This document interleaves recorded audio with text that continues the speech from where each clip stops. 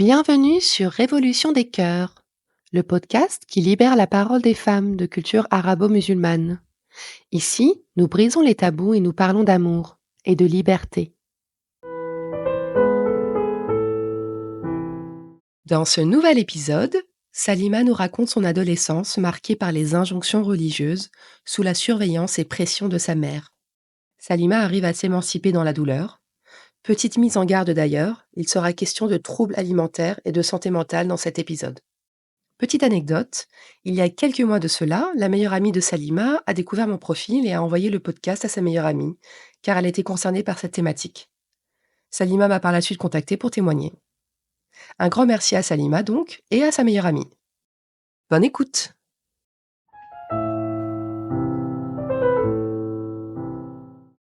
Je m'appelle Salima, j'ai 31 ans. Je suis née en France et j'ai des origines marocaines. J'ai grandi dans un petit village français, dans une famille musulmane pratiquante, entourée de mes 2 frères et mes 2 sœurs.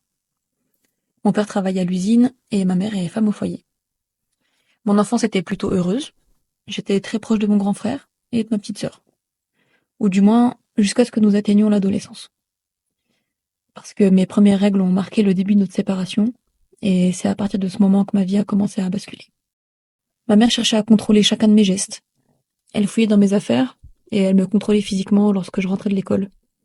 Je devais élaborer des stratagèmes dignes de films d'action pour faire passer clandestinement mes livres préférés à la maison, ou pour dessiner en cachette dans ma chambre. Ses cris résonnaient dans la maison lorsqu'elle nous demandait d'aller prier. Pour moi, la prière et la lecture du Coran, c'était des punitions. Je préférais lire des romans, je préférais jouer avec mes perruches, je préférais dessiner, je préférais lire mes mangas. Avec le temps, les tensions autour de la religion n'ont fait que s'aggraver. Ma vie était devenue un véritable enfer. C'était devenu un véritable enfer au point où j'ai développé des troubles du comportement alimentaire. J'ai eu des tendances destructives envers mon corps. J'ai eu des pensées extrêmement noires, néfastes. Et dans mes dessins, ça se répercutait. Mes dessins étaient devenus de plus en plus glauques, de plus en plus sanglants, de plus en plus tristes. J'avais un rêve, c'était celui de partir pour une grande ville. Je voulais louer un appartement, je voulais étudier à l'université. Depuis toute petite, j'ai été contrainte de faire ce que je ne voulais pas faire à l'école. Les choix de langue, je devais apprendre l'arabe alors que je voulais apprendre l'espagnol. Je voulais être vétérinaire, mais ma mère m'a dit que faut pas soigner les animaux, faut soigner les humains. Et je voulais dessiner, donc je voulais aussi devenir artiste, mais dessiner des personnages, c'était contre la religion, parce que dans la religion, c'est interdit de dessiner des personnages vivants, des humains, des animaux. Donc j'ai été contrainte d'étudier dans une école préparatoire aux grandes écoles, dans une ville voisine. À 17 ans, je vivais donc encore chez mes parents pendant 2 années supplémentaires. Durant cette période, je cherchais des solutions. Je cherchais des solutions pour résoudre les problèmes que j'avais avec ma mère. Mais qu'est-ce qui n'allait pas chez moi? Pourquoi est-ce qu'elle exerçait une telle emprise sur moi? Alors j'ai décidé de me plonger à fond dans la religion, de porter le voile et de suivre les 5 prières quotidiennes. Malgré tous mes efforts et mes invocations désespérées envers Dieu, ma relation avec ma mère ne s'est jamais améliorée. Je n'étais jamais assez bonne pour elle. Elle ne serait jamais fière de moi. Elle ne me dirait jamais « je t'aime, ma fille ». Au bout d'1 an, c'en était trop. J'ai décidé de retirer mon voile et d'arrêter de prétendre être quelqu'un que je n'étais pas. Dans tous les cas, ça ne m'apportait que du négatif. Mon état de santé s'était gravement détérioré. J'ai décidé de consulter une psychologue et j'ai été mise sous antidépresseurs. Mais cela ne m'a pas vraiment aidée non plus. Un jour, d'un élan d'espoir, j'ai annoncé à ma mère que je rentrais plus tard le soir parce que je voyais une psy après les cours. Mais sa réaction était d'une fureur noire. Elle m'a accusée, comme quoi je faisais exprès, que je voulais ressembler aux filles anorexiques des reportages télé. À ce moment-là, j'ai compris que je ne trouverais jamais refuge dans ses bras.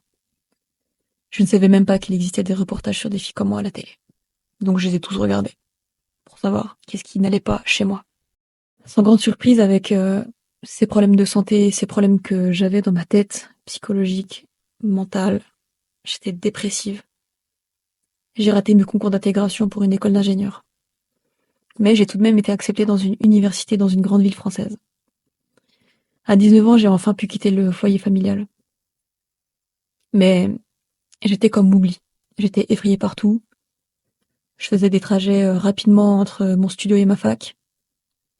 Beaucoup d'hommes tournaient autour de moi, dans les rues. Et j'étais constamment sur mes gardes. Mais ce n'était pas d'eux dont j'avais le plus peur. Je craignais surtout que ma mère surgisse d'un coin de rue pour me réprimander. J'en faisais des cauchemars. Et c'est encore le cas aujourd'hui. Je ne cherchais pas à me faire des amis. Je retournais chez mes parents le week-end. Chaque week-end était un supplice. C'est à ces moments-là que mes crises d'anorexie étaient les plus violentes. Et c'est ainsi que j'ai fait le lien entre ma maladie et ma mère. Avec le temps, j'ai pu me faire un cercle de 2 ou 3 amis. Et j'ai rencontré un garçon avec qui je suis sortie pendant 2 ans. Je me sentais bien avec lui. Les signes de mon anorexie s'atténuaient. Mais je savais qu'un jour j'allais être menée à faire un choix, car il n'était pas musulman. Je n'étais pas prête à perdre ma famille. Je voulais qu'il patiente encore, qu'il me soutienne.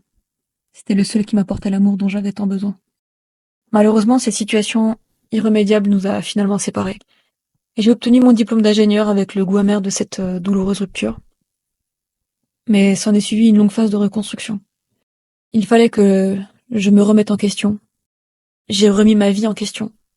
J'ai perdu des amis qui m'étaient chers. J'en avais marre d'être triste, de me sentir mal dans ma peau, d'être rejetée.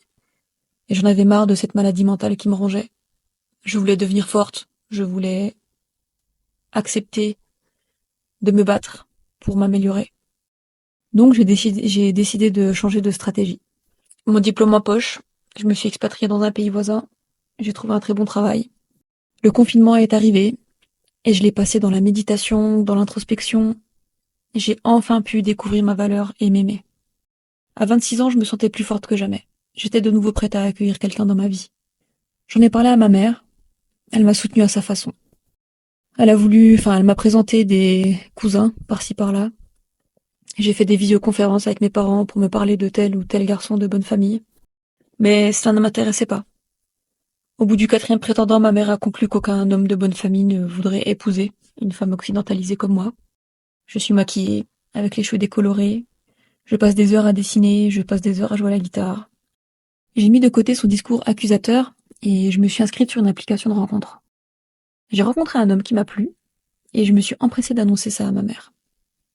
C'est un homme stable, à l'écoute, ambitieux, avec qui je me sens bien. Elle était contente pour moi et m'a soutenue dans ma démarche. Mais seulement jusqu'au moment où la question de la religion s'est posée. Pour moi, ce n'était pas un critère. Mais elle m'a rappelé les dogmes, la loi religieuse. Elle était clairement contre.